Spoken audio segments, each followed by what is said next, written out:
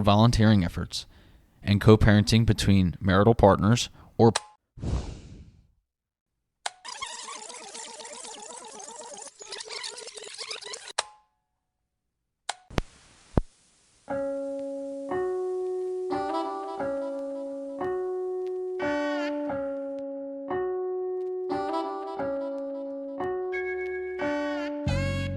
I'm Rich. And I'm Josh. Make sure your Walkman is at full battery because we're diving into our dad tapes.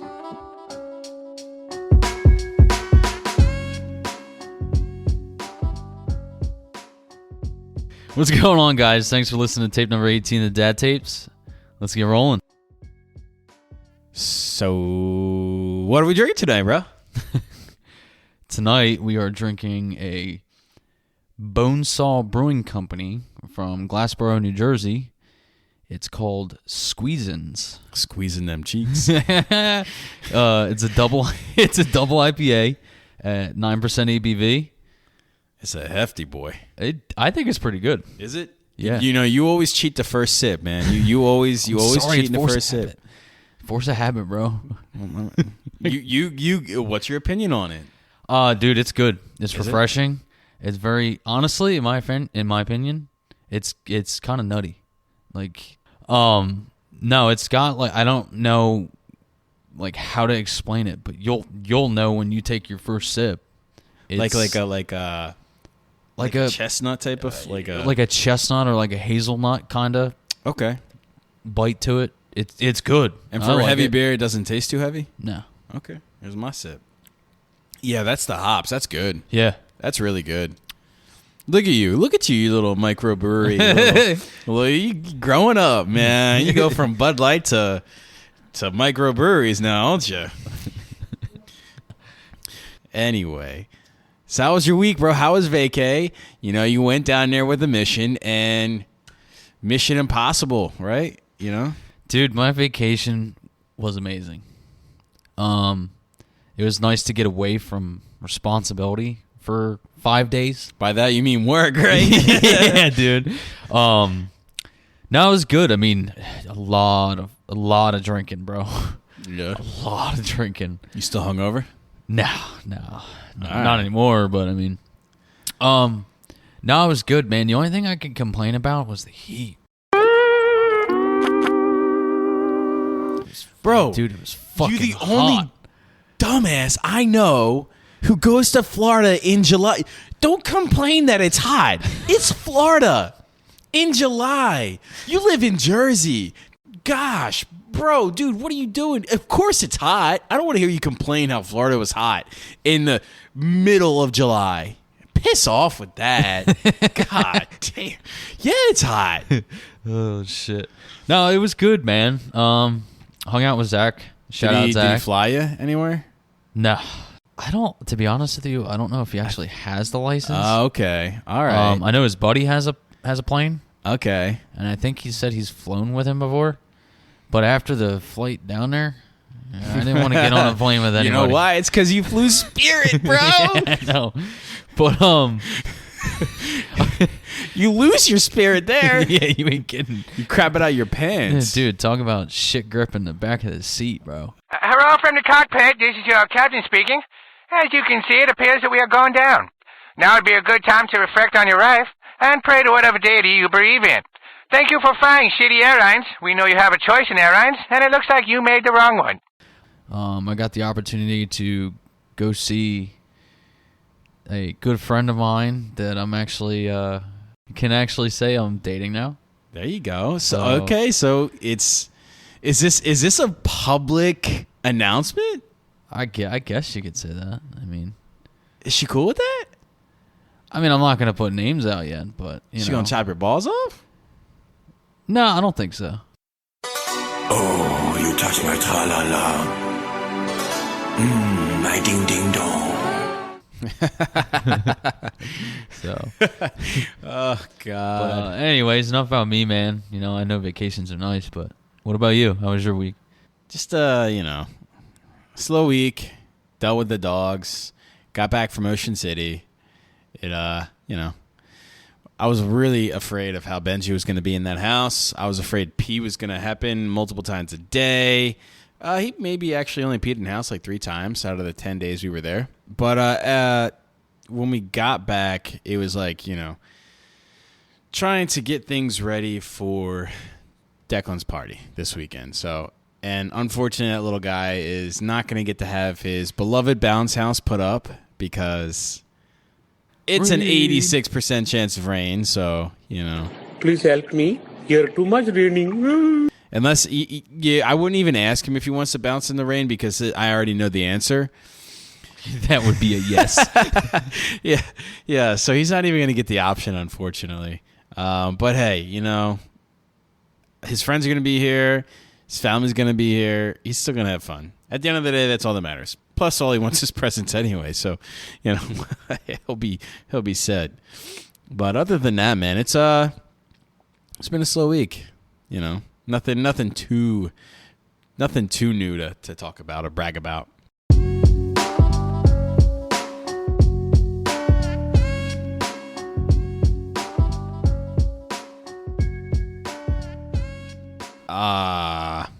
Normally we have something right about here. I think it's. Are you ready for it? Ready for what, bro? I think we should be prepared. Oh, it's that time. I think so. Looking at the clock, my Well, clock look at clock that. has one hand that says like an hour, and then the next hand it says, it's like instead of minutes or whatever, it's like be prepared. So I got to wait for that hand to get to that part of the clock. Or it says be prepared. Where, It's like the little looking at the thumbs up. clock, it looks like it. Yeah. So, what do you got for us tonight? How can we be prepared tonight? What you got? Tonight is rigging emergency diapers, bro. Coming in clutch, bro. Yeah, you need them when you fly in Spirit, and you ain't talking about for your baby either. Yeah, no, you need them for yourself. You could be losing a pair of boxers, homie. Now, tonight, it's rigging emergency diapers. Picture this. It's 4 a.m., and the baby is crying. You guess it's a discomfort cry, and your theory is confirmed by the pungent smell that hits you when you enter the room. Oh, those are the worst. Oh, God. You reach into the drawer for a clean diaper and come up with nothing. You are completely out, and you are going to have to wait until morning to replenish your stock. You assume this won't happen to you. You'll Blame be it on lucky the wife. if it only once. The prepared dad knows how to rig up a makeshift diaper for just such an emergency. Your homemade diaper won't need to be super absorbent, ultra comfortable, or aesthetically pleasing. It just needs to work well enough to get you through the night. So you can mobilize at dawn to buy some real ones. Instructions. What is it you're going to need before you. Oh, all right. Yeah, sorry, I didn't see that. There's a list of things you need in order to have your what do we savvy need? diaper. 1 clean dish towel, 1 clean cotton sweat sock, and 1 roll of duct tape. That's about right, man. Duct tape fixes everything. Step 1, lay out the dish towel and place the sock in the center lengthwise. Step 2, fold over the sides of the dish towel to make a square. Step 3, So roll down the top a little bit, fold down the bottom a little bit to make it a proper square rather than a long rectangle, right? yeah, that's what this picture kind of looks like to me. Step 3, lay baby on top of dish towel. Fold the bottom part between his legs and up so it rests on top of his midsection. Step 4, tuck the front corners inside of the back corners and secure with duct tape. Make sure that it's not too tight and that the duct tape doesn't get near the baby's skin. Yeah. Oh, my God. Step 5, if diaper is too saggy in the crotch area, use extra duct tape to close the space. Step 6, if you want to waterproof the diaper, which is highly advisable, simply duct tape as much of the surface area as you can. So basically just duct tape that bad boy up. Yeah. And it Yeah. says, warning, make sure you have a pair of safety scissors on hand. Otherwise, it may be difficult to extricate the baby. Oh, God. Oh, and that's called being a prepared dad this week. That's, Now, honestly, I think that is probably one of the most Boy Scout things I've seen out of this Be Prepared That prepared is to a have both. MacGyver thing right there, Yep. bro. That doesn't even make the Boy Scout list. That's a MacGyver list guide right there. This needs to be in the book of like how to survive in the wilderness with just some towels and duct tape with a baby strapped to your chest. Some Inspector Gadget shit, bro. Yeah, go gadget duct tape. That's right.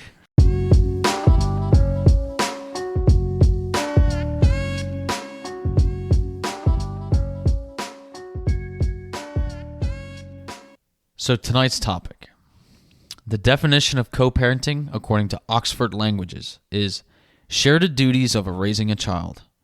Though the term is typically related to divorced parents, the term really is applicable to any parent in a relationship, as parenting is a team effort and not an individual approach. Specifically, co-parenting between separation is managing the team effort via court-ordered or volunteering efforts, and co-parenting between marital partners or partners still together consists of blending styles to create the team they need. Delve into the topic with us as we discuss blending styles between two people, be it separated or together. It's that time for our lovely data dump. This is a long one, bro. It's a long turd. We always get yelled at for spending too much time on the toilet, so this is what we're doing when we're doing it.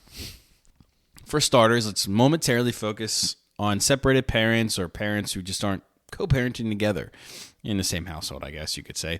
There are 12.9 million custodial parents in our country. God damn. Right? That's a lot. That's a lot.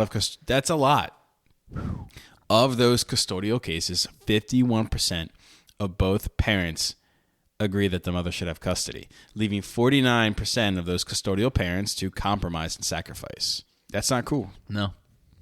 That's not cool at all.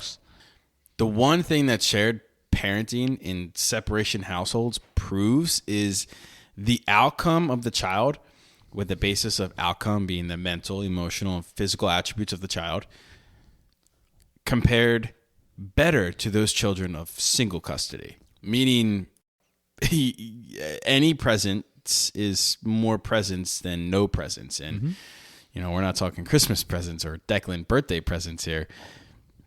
It's parental presence. Yeah, it proves that even being minimally present but still involved is important. Yeah, because it shows parents that aren't involved at all. There's a lot of, I don't want to say, it's not remorse, it's more or less hate. Mm-hmm. Children have a lot of hate for the parents that don't involve themselves at all. Yeah, a lot of resentment. Yeah. In relationships that go through a separation, society tends to, push their beliefs onto the outcome of that custody, specifically in the manner of telling parents that a custody battle is harmful to them and a single custody will serve them much better than having to go through a court system and the trauma it could cause a kid. And we've all heard that, whether it was said to, you or said to, you've heard it being said to something or even honestly in the news. Yeah. However, that can't be farther away from the truth.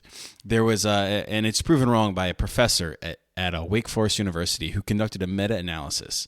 With her findings, the results proves no study providing evidence that a custodial battle is harmful to a child in any aspect whatsoever. Let's shift gears for a moment.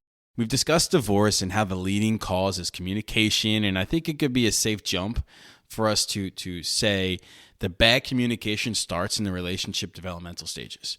Yeah. And one potential victim of bad comms, shout out Black House One, could be the discussion of parenting styles.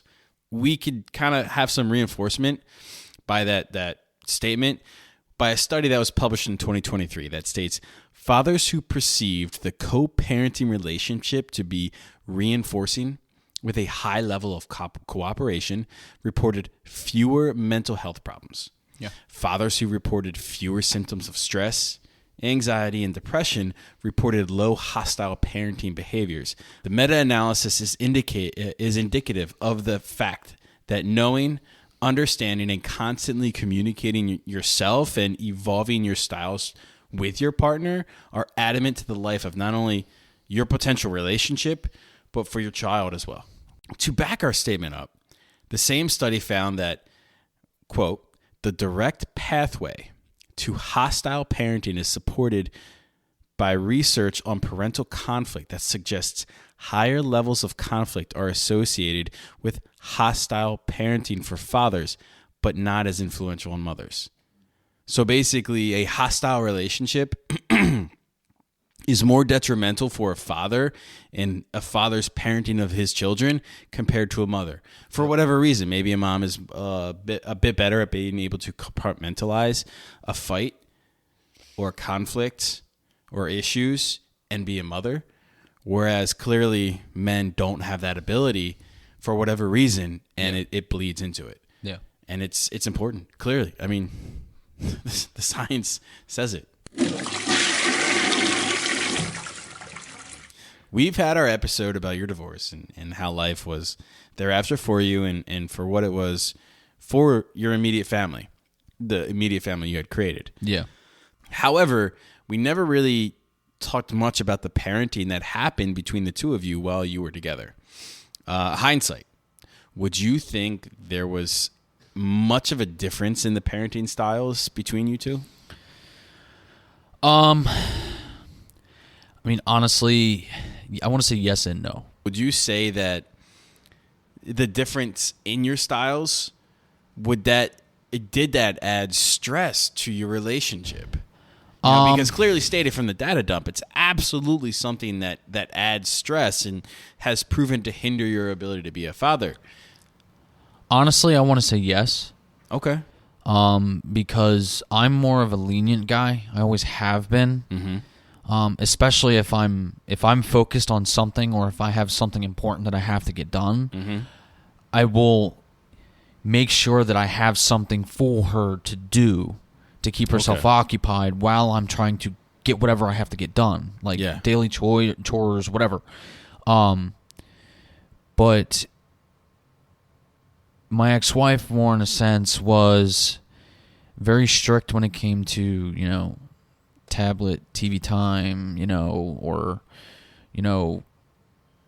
playing with toys, cleaning things up, blah, blah, blah, or just trying to keep everything organized or whatever. Yeah. Very, I guess, OCD-ish is what I could say, or how I could compare it. While me, on the other hand, if she's playing, if she's having fun, if she's occupied, let her do whatever she wants to do. Mm-hmm. She's having fun, she's using her imagination, let her be. No, I mean, it does add stress, man. It really does. Because at one thing, you try to go and if you say one thing and then mommy says something else or whatever, it's like, well, why couldn't you just let it fucking be? I can, just from my personal experience, I can say, being a stay-at-home dad now,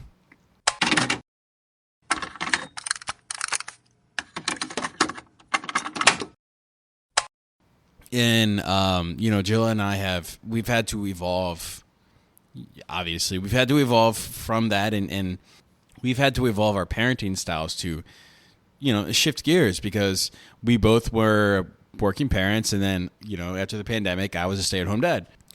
Being the working parent and coming home, it's different in a capacity where you're not there all day with the children or child. So, like, sometimes, we know what it's like to have kids. You just kind of got to do things on a fly here. Yeah, and you're kind of leaning towards into, like, the second question I have for you now is, I know in the data dump it talked about how the main concern of divorced parents was communication. Yeah. Do you think that it's just a thing between divorced or separated parents that communication can be a problem, or do you think it could be a problem with married couples as well? I mean, dude, I think it's a problem with married couples as well. I mean, I'm thinking of one particular married couple that I am fully, I've had a relationship with, a good relationship with at one point in time. And at the end of the day, communication, even just on a personal level,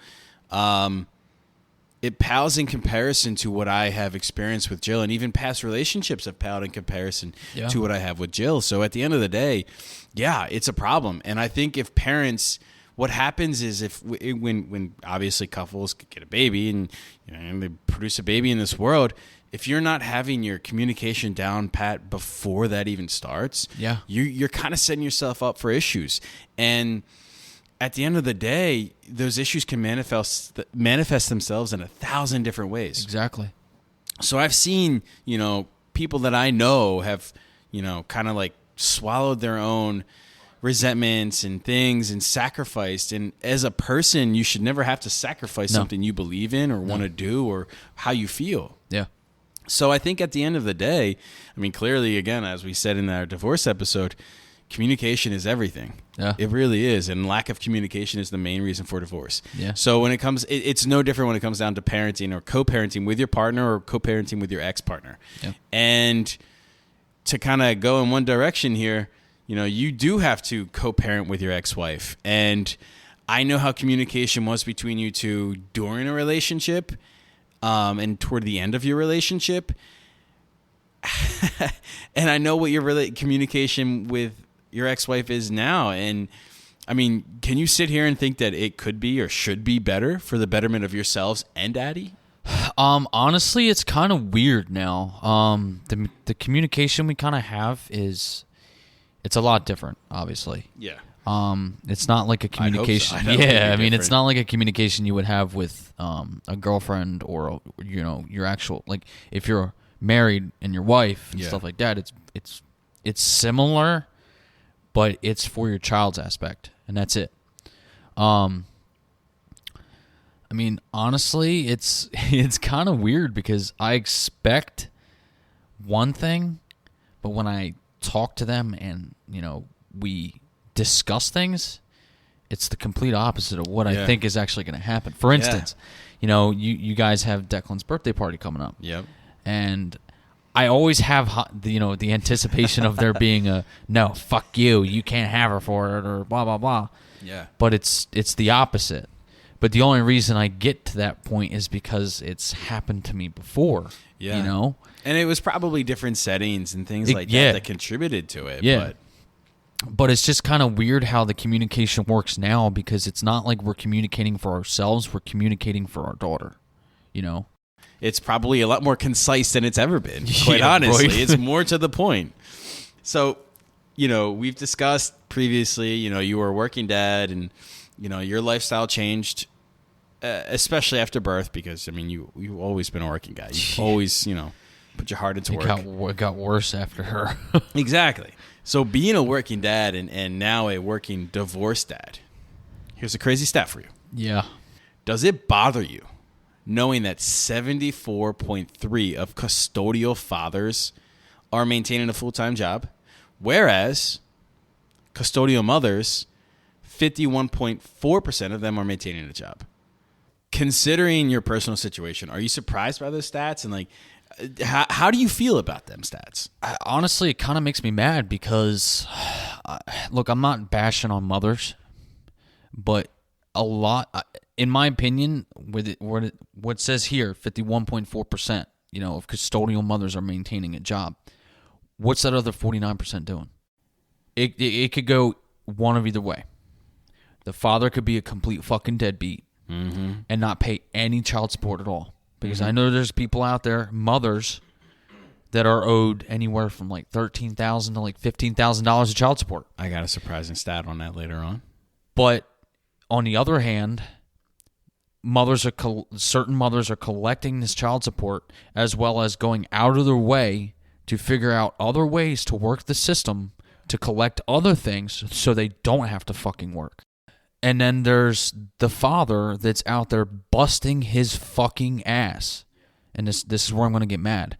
But busting his fucking ass to make sure that money is paid for that fucking kid. And then some. Yeah. Because then there's the times where the father has their kid and they're spending money on their kid. Yep. As well and that's as not deducted from your child support payment. No, as well as you're paying money for your kid at your home, as well as in other instances for mom's home. So me knowing your personal situation and your child support and custody and everything else that gets tied into that bundle, if you will, there's a really interesting statistic that I found that I want your opinion on. All right. guesstimation here. Total guesstimation. Not looking at the stats in front of you right now, if you haven't already. What would you say would be the average, like, percentage? If you're putting a percentage on it, how many fathers would you say, X amount of fathers or X amount of percentage of fathers don't pay any child support, even though they're required to? On a percentage? Mm-hmm.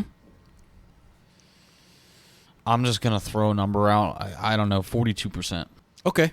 Unfortunately for your 42%, you can almost half that. Not half that, but it's 28.7% of mothers who have custody, the largest share of custody, have not received any child support in 1 year. The interesting statistic here, and I'm not even a single father or have the majority custody of a children, if whether it's divorced or separated, and this really frustrates me and pisses me off. There are 38.4% of custodial fathers who received not a single penny of child support payments from the mother. How does that make you feel, knowing nearly half of both statistics of custodial parents didn't receive their child support payments, knowing your payments are garnished no matter what you do? And secondly, how does that make you feel, knowing 35% more of custodial fathers didn't receive a penny from the mother? It's fucked up, man. Absolutely. That's fucked up. It's absolutely. Where's the justification and the fairness in that? I mean, our courts... There isn't.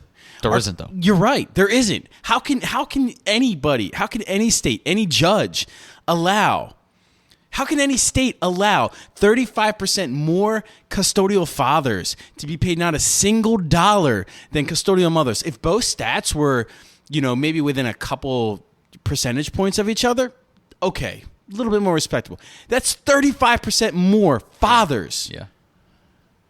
And that's pathetic. That's the fucked up part, too, because us fathers don't have a choice, bro.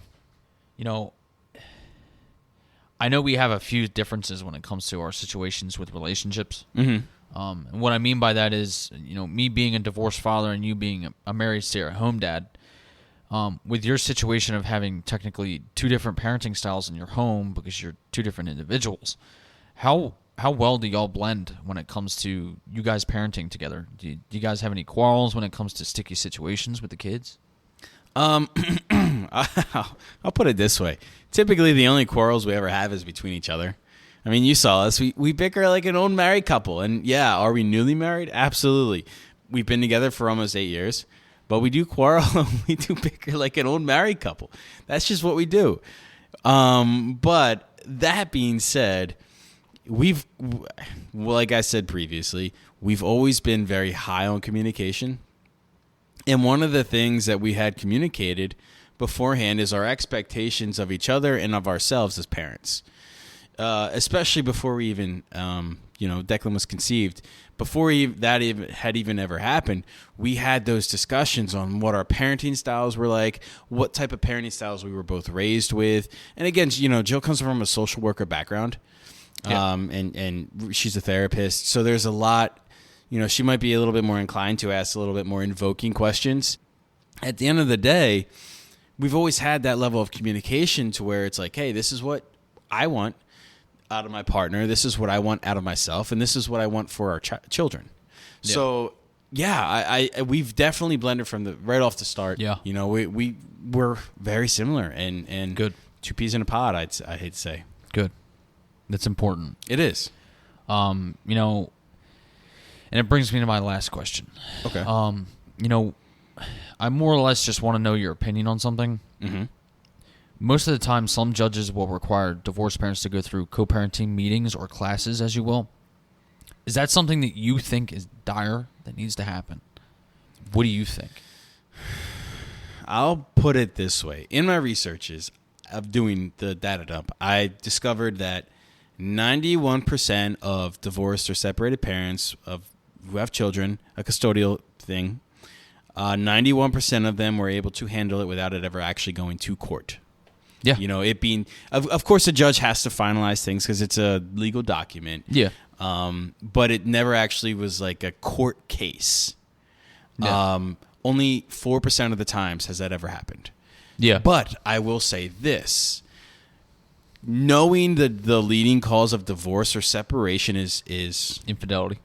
No, is communication or lack yeah. thereof. If that is the leading cause of divorce and separations, I don't think it's going to hurt anybody or put anybody in any detriment to force, or I don't want to say force because I don't think a judge should force that unless it comes down to the 4% cases of that actually see a judge. Yeah. I think that it would only benefit the parents because at the end of the day, life as you knew it is no longer that way. Yeah. But I don't think it should be required unless certain situations, certain hostile divorces or things like that, or the 4% of cases that go actually to in front of a judge. Yes, Yeah. I think that should be the case because clearly the communication and compromising skills couldn't make it to the point to where it didn't need to go. Like you stopped at a mediator, right? Yeah. That's where you and your ex-wife, you guys saw a mediator and you settled it that way. Well, I mean, yeah, it was. We didn't really see a mediator. Well, it went to a mediator. We obviously went. Our divorce was all through COVID, so yeah. Well, that's everything different was times, over the phone. Our mediator was through the phone. We discussed all there, this shit. Amelia blah, blah, blah. Bedelia, those books, Mr. to literal. Anyway, basically, what we're really getting at is the importance of co-parenting is integral to clearly not only your relationship with your child's mother, but also to your own relationship. As fathers, we are more influenced by the relationship or lack thereof to our child or children's mother than the mother's relationship to the respective children. In any situation, it's critical to clearly communicate what you want from the other parent in regards to parenting, as the long-term effects will have ripples across your life. That's deep, bro.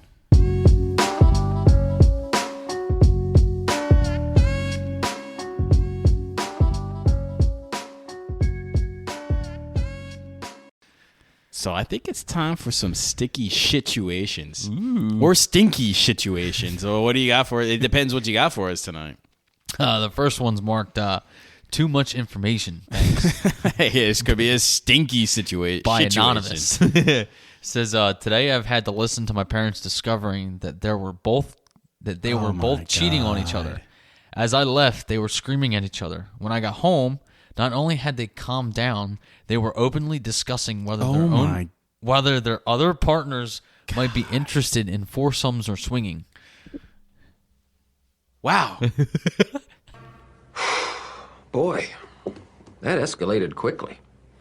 I mean, that really got out of hand fast. Talk about polygamy. That's a Hail Mary right there, man. Like, good grief. The next one's labeled My Legacy by Many Regrets in the United States. Today I found out that the one who got away just had a baby and named it after me. My current longtime girlfriend and I are already decided not to have kids. FML. Communication, my guy. What have we been saying? If you want kids, you better communicate that. Tell them in the beginning. Poor guy. The last one is labeled Some People Are Into That Sort of Thing. And it's a spicy one. It says, today I was having rough sex when I breathed too heavily with a dry throat and puked. Oh, my God. And puked on the bed. I don't even know how that happens, man. That's got to be made up. That's got to be. How does that happen? I breathed too heavily with a dry throat and puked on my. How do you. What? What? You sure you didn't just stick your finger down your throat by accident or some shit? Did she stick her? Or I don't know, maybe you're sucking on her finger or something, and all of a sudden she just kind of you thrust it a little too hard. Maybe it just went down your throat. I don't know. You got. I don't want to know how you know that. I don't want to know how you know that. What did you do down there outside of Miami? What did you do? Nothing, man. It was just a fucking funny idea. I don't know. You better not be posting any of that on social media. All that sick things you got there going on, Speaking of social media, it's time for a social media shout out. That's a good thing. Let's end this thing on a fucking on a note, a gagging note at that, I guess. Be sure to follow us on all of our social media accounts. Facebook is /the Dad Tapes. Instagram is at the Dad Tapes Podcast, and Twitter is at the Dad Tapes. Be sure to like and subscribe and leave a review of the show wherever you listen to podcasts. It truly helps us out, man. When you get ready to pull that cassette out of the player and you're going to put it inside that nice clear plastic, beautiful holder, just put it back in because you most likely forgot to rewind it. So please, don't forget to rewind the tape before boxing it back up. Just fucking do it, damn it. Just rewind it. This is America. Are you going to put a VHS back in the box without rewinding it? Yeah. I did that to the Nickelodeons. What The about orange Lion cassette King, man? ones. How you going to do that to Lion King? You got to stop it right at when he's about to fall. That's fucked. And we're falling off now, guys. Peace. Later.